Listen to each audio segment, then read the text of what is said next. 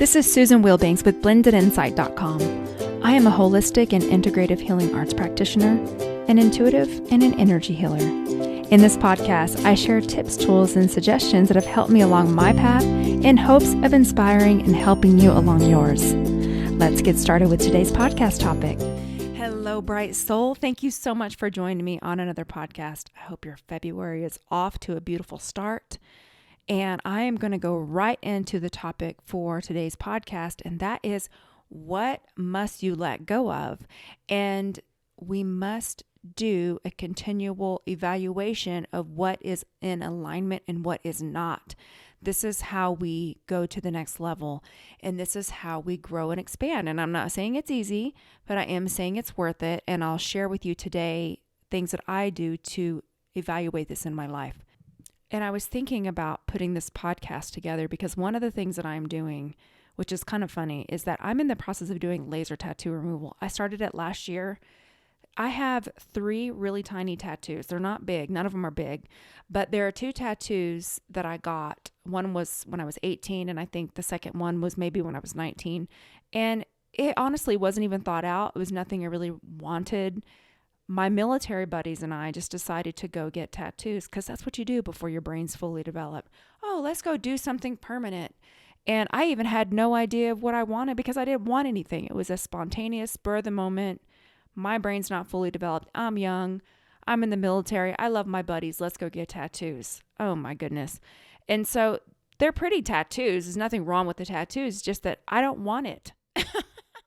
Oh my goodness. So over the years, I've thought about just removing them, and I'm going to get compliments on them. Nobody ever says anything ugly about it, but it's just a time in my life that I made a decision that wasn't well thought of. So one of the ways that I am letting go is I am undoing that. And it's laser tattoo removal. It is extremely painful and it takes a long time to get it done. And, it's like an 18-month process because the place that I'm going to, they're phenomenal in Denver. They will essentially just space you out every 2 months. You go, and it's a quick treatment, and they do a really good job. But it's not fun to get the laser tattoo removal, but it's symbolic of where I am today.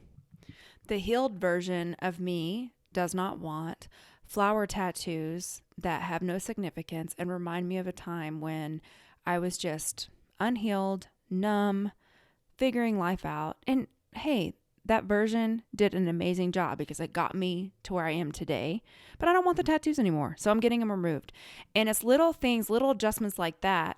Because over the years, so for example, when I go to like a fitness class or something and someone sees a tattoo on my ankle, they'll go, "Oh, what is that?" And then I have to say, "Oh, has no significance. It's just a rose and it's got a peace sign in it." And they're looking at me like wanting a story of significance because that's usually what people do. And, and I get to say, it's before my brain was fully developed. I was in the military and I just went down with some of my military. No more. I'm going to get that sucker removed and we won't be having this conversation again.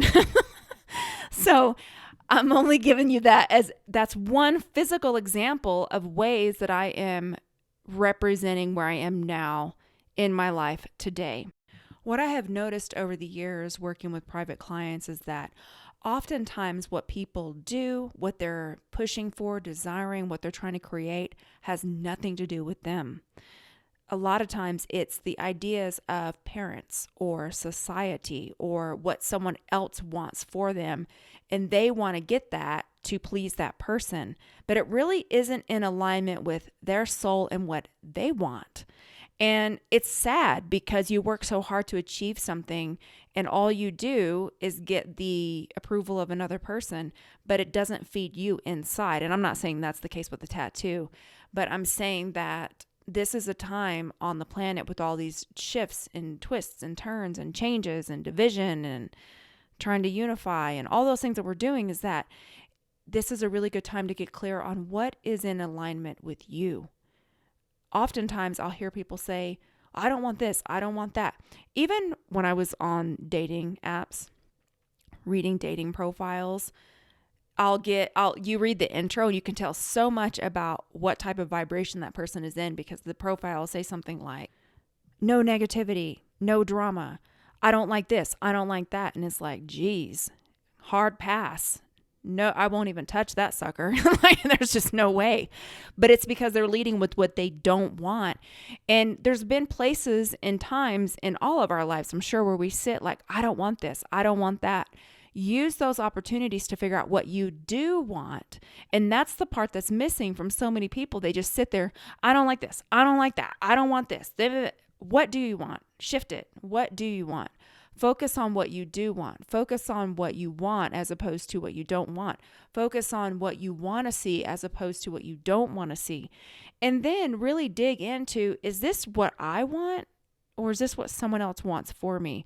This requires quiet reflection. I mean, this is some of the things that I learned in my life coaching certification course, is helping people determine the root. You know, a lot of times people will just spend their lives trying to cover up symptoms, and they never get to the root cause of what's driving their desires.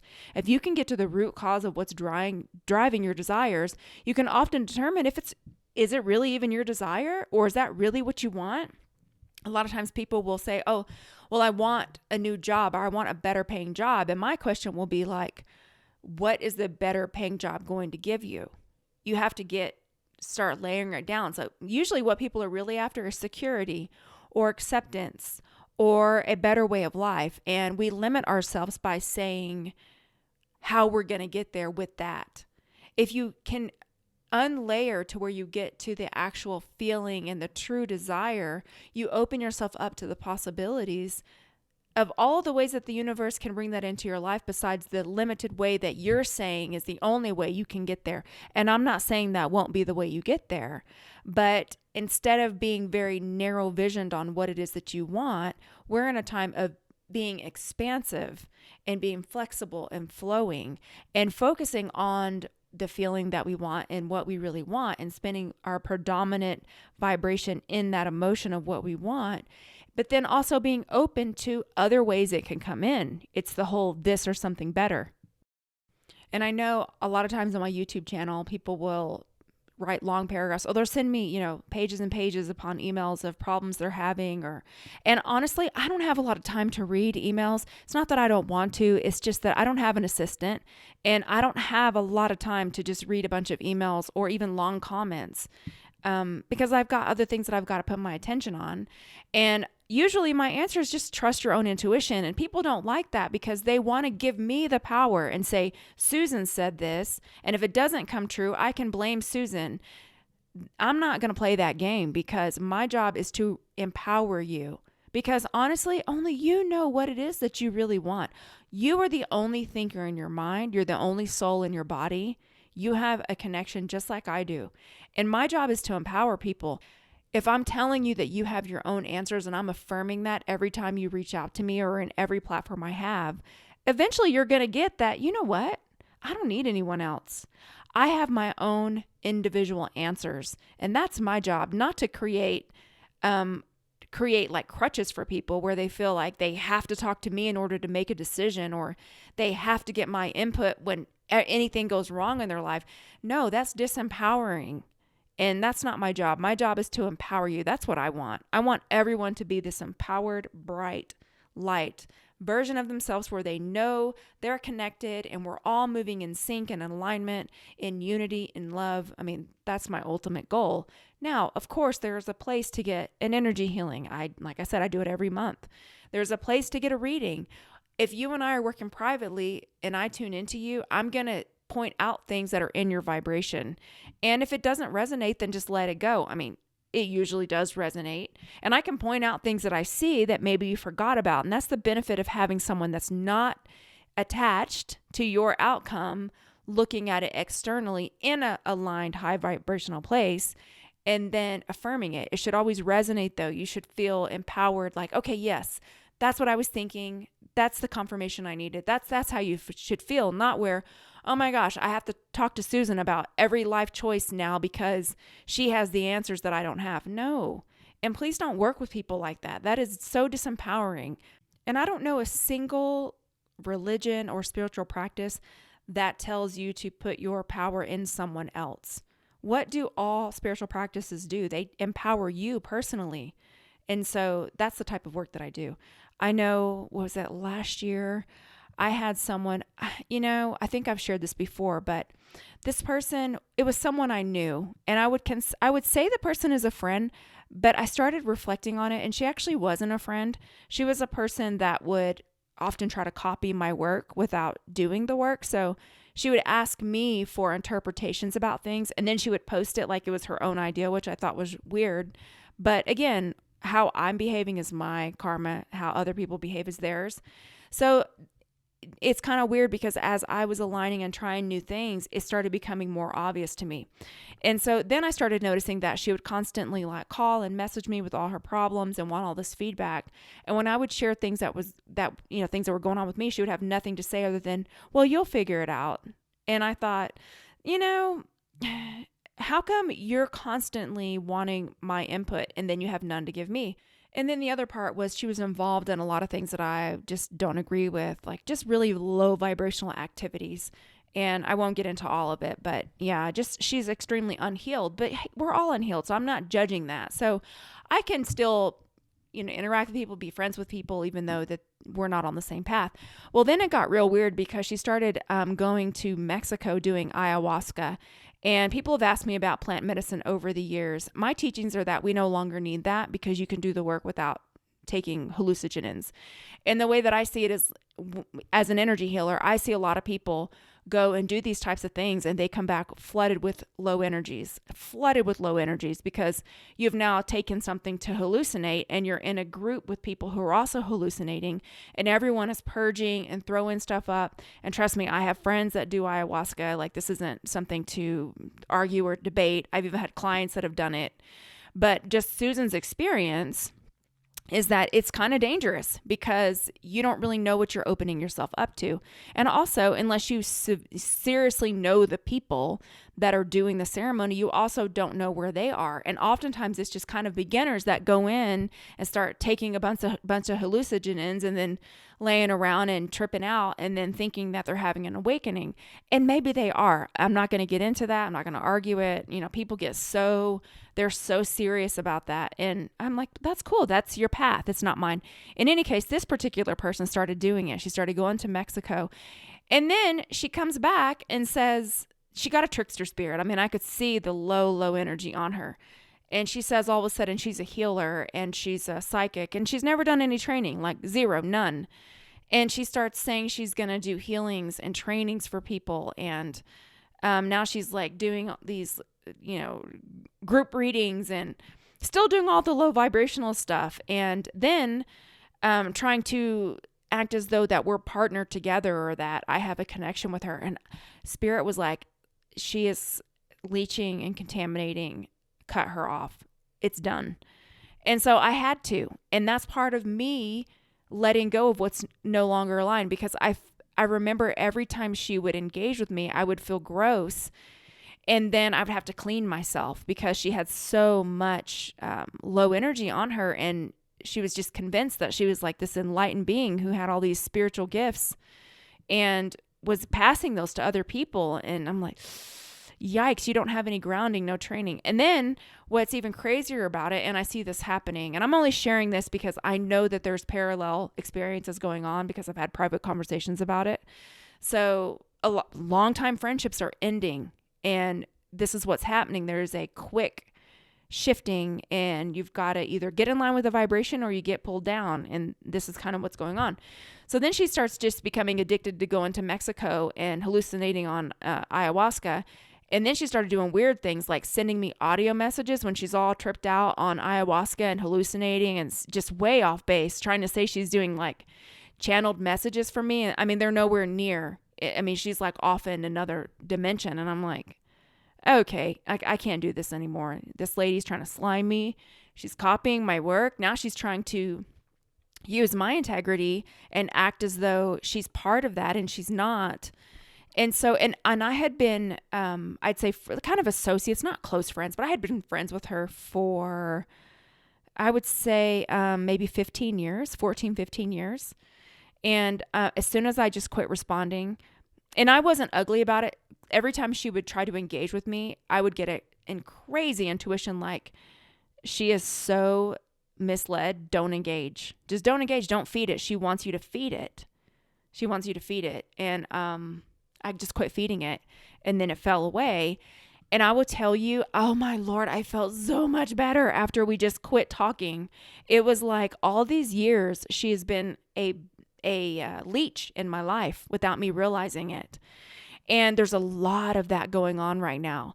And I want you to know that as you let those things go that you are being guided to let go, more beautiful things will come in. And I know that's the case for me.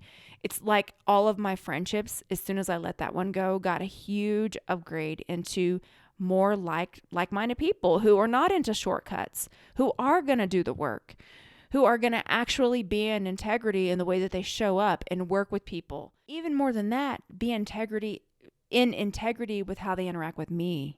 That they show up in integrity and we're doing the same type of things and we're into doing the same work, and we're not doing a bunch of low vibrational activities or drinking and drugging and all those kinds of things. And so when we show up, we're clean and we actually add value and sharpen each other.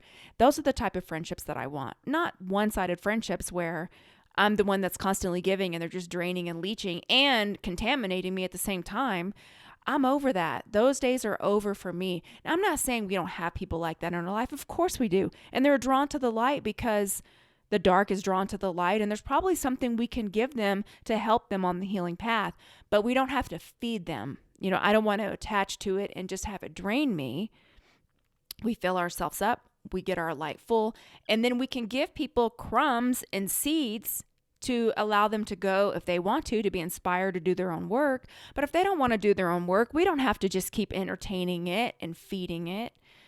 That's just not where we're at in this massive vibration on the planet. So I hope I gave you some really good ideas to help you think about what you can let go of and how you can shift and get into in alignment with what you need to do, what you want, and what your soul is calling you to do. So let's go into a healing. And you can uncross your arms and legs.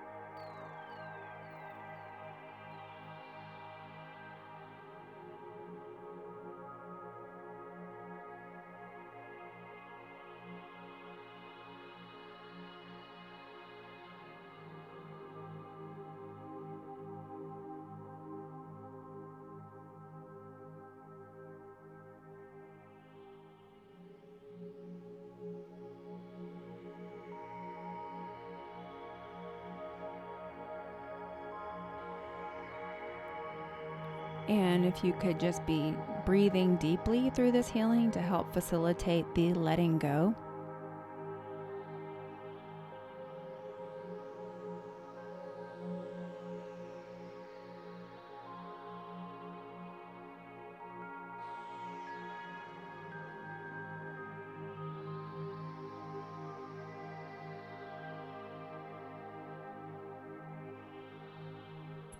And I am grounding you.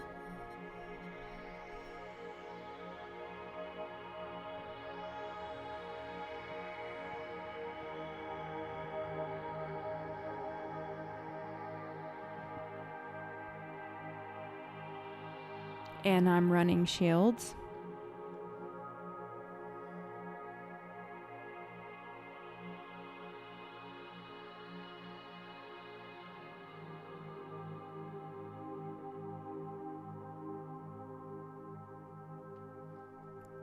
Okay, and so it is. I hope I gave you some things to think about and some ideas. I really appreciate you listening to the end. And if you haven't left me a review on iTunes, I would so appreciate it. And if you're not on my mailing list, you can do so over at blendedinsight.com right on the front page. And I just wish you a beautiful week. Take care. Bye-bye.